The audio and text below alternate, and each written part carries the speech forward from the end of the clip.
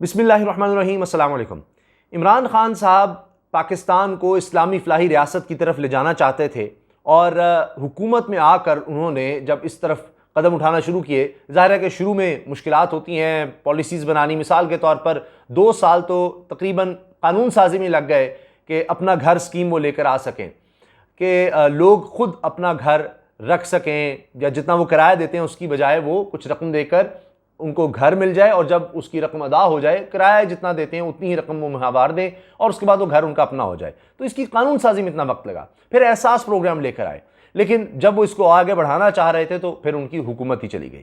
اب عمران خان صاحب نے پھر اس چیز کا بیڑا اٹھا لیا ہے اور باقاعدہ قانون سازی کرنے لگ گئے ہیں، قانون بنانے لگ گئے ہیں۔ قانون کا مطلب یہ ہے کہ اس سے پھر کچھ کوئی نکل نہیں سکتا، پابند ہو جائے گا کہ اب جو غریب لوگ ہیں، غریب خاندان، ان کی کفالت حکومت کی ذمہ داری ہوگی قانونی طور پر۔ اور پنجاب میں یہ ایکٹ لایا جا رہا ہے، آپ اندازہ لگائیے، یعنی کفالت کا مطلب یہ ہوتا ہے کہ ان کا خیال رکھنا، ان کی ضروریات زندگی کو پورا کرنا، یہ اب حکومت کی ذمہ داری ہوگی۔ اس طرف اب تیزی سے قدم بڑھایا جا رہا ہے۔ خیبر پختونخوا میں تو ایک اور وعدہ پورا کر دیا گیا عمران خان صاحب نے، جس کو خود ٹویٹر پر آ کر اس کو سراہا بھی اور مبارکباد بھی دی، کہ 2,44,000 طلبہ کی فیس معاف۔ 2,44,000 طلبہ کی، یہ بھی احساس پروگرام کے ذریعے ہے، جس میں خوراک کا بھی اب لایا جا رہا ہے، جس میں تعلیم کا بھی ہے۔ صحت کارڈ تو آپ پہلے ہی جانتے ہیں، اب اس کو بڑھانے کی طرف عمران خان صاحب جا رہے ہیں۔ صحت، تعلیم، روزگار، اور جس طرح طلبہ کے لیے آپ دیکھیے یہ کیا گیا ہے، اب خوراک کی طرف جایا جا رہا ہے۔ اس کے ساتھ ساتھ بڑے اعلانات ہو رہے ہیں، اور پرویز الہی صاحب کہہ رہے ہیں کہ جناب سیلاب زدگان کے لیے خوراک کا بھی، ان کے گھروں کی تعمیر کا بھی، جن کے مویشی ہلاک ہو گئے ان کے لیے بھی، تو ایک کمپریہنسو پلان لے کر آ رہے ہیں۔ تو یہ عمران خان صاحب کو اگر دوبارہ حکومت ملتی ہے تو ظاہر ہے کہ وہ اس کو اور زیادہ آگے لے کر جائیں گے۔ لیکن ابھی راشن کارڈ کی بھی بات ہو رہی تھی، اس کے ساتھ اب جو کینسر کے پیشنٹس ہیں ان کے لیے ادویات کی بات ہو رہی ہے۔ پھر گندم کی قیمت بڑھا کر 3,000 روپے مقرر کرنے کا فیصلہ کر لیا گیا ہے، اس کو مونس الہی صاحب نے بھی اس کو شیئر کیا ہے۔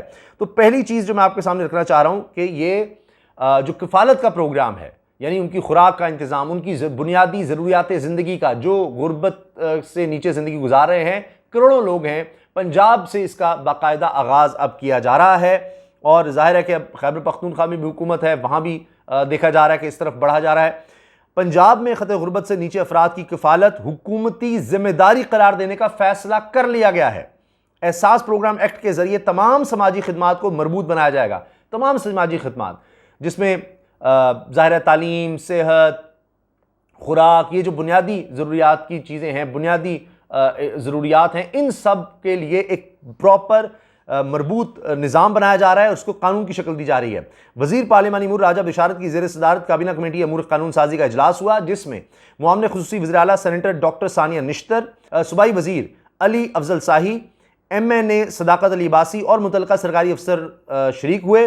اجلاس میں پنجاب احساس پروگرام ایکٹ 2022 کے مسودے کی منظوری دے دی گئی، یعنی باقاعدہ اب اس کو قانون کی شکل دی جا رہی ہے، تاکہ حکومتوں پر، اگر تحریک انصاف کی حکومت نہیں بھی ہے تو حکومت پر یہ لازم ہو جائے گا، غریبوں کی کفالت اب حکومت نے کرنی ہے۔ یہ ہے اصل فلاحی ریاست کی طرف قدم۔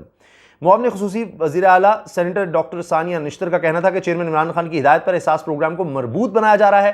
پنجاب کے 120 سماجی خدمات کی مانیٹرنگ ایک مرکزی بورڈ کرے گا۔ 120 طرح کے اس میں پروگرام شامل ہیں، جس میں جو خصوصی افراد ہیں ان کے لیے سہولیات ہیں، اس میں آپ کو پتہ ہے قرض کا پروگرام بھی ہے، کسانوں کے لیے قرض ہے، نوجوانوں کے لیے قرض ہے کہ وہ اپنا خود کوئی کاروبار چلا سکیں۔ اس طرح کے 120 مختلف پروگرام ہیں، تعلیم بھی اس میں ہے، دیگر ہیں۔ وزیر پارلیمانی امور راجہ بشارت کا کہنا تھا کہ غربت کی لکیر کے نیچے افراد کی امداد کا ملک کا باضابطہ یہ پہلا پروگرام ہوگا۔ غربت کے نیچے جو افراد زندگی گزار رہے ہیں ان کی امداد کا یہ باضابطہ پروگرام ہوگا، کمپریہنسو پروگرام ہوگا، ان کی کفالت کی جائے گی، ان کی تمام ضروریات حکومت کی ذمہ داری ہوگی کہ پوری کی جائیں۔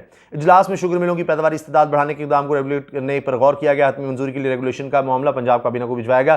یہ جناب اس خبر کی پوری تفصیل ہے۔ اب آ جائیے کہ عمران خان صاحب نے جو ایک ٹویٹ کیا کہ تحریک انصاف نے ایک اور وعدہ پورا کر دیا۔ عمران خان صاحب کہہ رہے ہیں کہ جی اب ڈیجیٹل دور ہے، اور اس میں ظاہر ہے کہ تعلیم یافتہ جو بچے ہوں گے، سب سے بہتر روزگار اور زندگی میں اگر انہوں نے آگے بڑھنا ہے، پاکستان نے آگے بڑھنا ہے تو یہی راستہ ہے۔ عمران خان صاحب کہتے ہیں تحریک انصاف کا ایک اور وعدہ نبھانے پر کے پی حکومت کا شکریہ، انصاف تعلیم کارڈ کے ذریعے صوبے کے سرکاری کالجز میں 2,44,000 طلبہ و طالبات کی 100% فیس معاف کی جائے گی۔ ڈیجیٹل دور میں بطور خاص تعلیم ہی ایک بہتر مستقبل کی کنجی ہے اور کے پی میں تعلیمی مواقع کی راہ سے رکاوٹیں دور کی جا رہی ہیں۔ اب اس کے ساتھ ساتھ یہ ہائر ایجوکیشن کے حوالے سے ہے، بنیادی تعلیم تو ظاہر ہے ہی، لیکن ہائر ایجوکیشن جو بچے حاصل کر رہے ہیں ان کی بھی تعلیم مفت، یہ لاکھوں روپیہ دینا پڑتا ہے اس کے لیے۔ اچھا، اس کے ساتھ اب آپ یہ دیکھیے متاثرین سیلاب کے گھروں کی تعمیر کے لیے نقد رقم دی جائیں گی، وزیر اعلیٰ پنجاب نے یہ کہہ دیا ہے۔ وزیر اعلیٰ پرویز الہی کا سیلاب متاثرہ کاشتکاروں کو مفت سولر پمپ دینے کا اعلان۔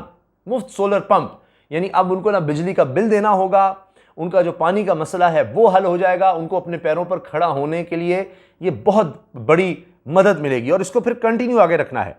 اچھا، مفت سولر پمپ ہیں اور اس کے ساتھ ساتھ پرویز الہی صاحب نے صحافیوں سے بھی اس پر بات کی ہے، شہباز شریف پر تنقید کی ہے کہ جناب ان کو تو صرف مانگنا آتا ہے، اس طرح کی باتیں کر دیتے ہیں۔ پھر انہوں نے کہا کہ جی سیلاب کے دوران جاں بحق افراد کی لواحقین کو ان کی امداد بڑھا کر 10 لاکھ روپے کر دی ہے، جن کا پختہ گھر تباہ ہوا ان کو 4 لاکھ، کچا گھر جس کا ہوگا اس کو 2 لاکھ مالی امداد دی جائے گی، جانوروں کے مالکان کو 75,000 روپے دیے جائیں گے جن کے جانور بہہ گئے، اور پھر انہوں نے یہ کہا جی کہ بے گھر افراد کو خوراک میں 40% سبسڈی دی جائے گی، 40% سبسڈی، یعنی جو 100 روپے کی چیز ہے، دال آٹا وغیرہ، اس میں ان کو 40 روپے جو ہے وہ سبسڈی دی جائے گی، 60 روپے ان کو دینے ہوں گے۔ اچھا، اس کے ساتھ ساتھ انشورنس کا انہوں نے کہا کہ جی ہم یہ پریس کلب کے لیے انہوں نے اناؤنسمنٹ کی، ریسکیو کا انہوں نے کہا کہ جی 1122 کو ہم مزید بہتر بنا رہے ہیں اور ایمرجنسی میں ادویات فراہم کرنا شروع کر دی ہیں اور اس کو ہم اور زیادہ آگے لے کر جا رہے ہیں۔ پھر آپ یہ دیکھیے کہ مونس الہی صاحب نے کہا ہے کہ جی اینٹی کینسر میڈیسن جو ہے اس کے لیے government of Punjab has signed a memorandum of understanding with Novartis pharma Pakistan limited for supply of medicine, excellent work by doctor Yasmin Rashid. یہ ان کو سراہا ہے کہ یہ بھی ایک بہت بڑی ایک ڈیمانڈ تھی کہ کینسر پیشنٹس کے لیے ادویات کا معاملہ اس کو بھی حل کیا جا رہا ہے۔ اب آخر میں یہ عرض کر دوں کہ یہ جو احساس پروگرام تھا اس میں سب چیزیں تھیں۔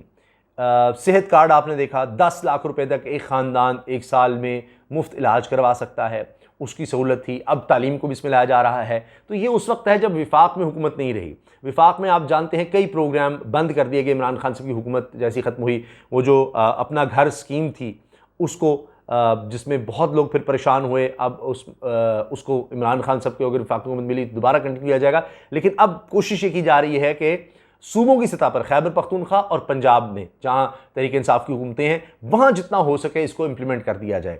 مگر اب دوسری طرف کیا ہے کہ عمران خان صاحب کے پاس جتنا وقت ہے وہ سمجھتے ہیں جلد از جلد الیکشن ہونی چاہیے، لیکن جتنا بھی وقت ہے اس میں ان کاموں کی طرف تیزی سے آگے بڑھا جائے۔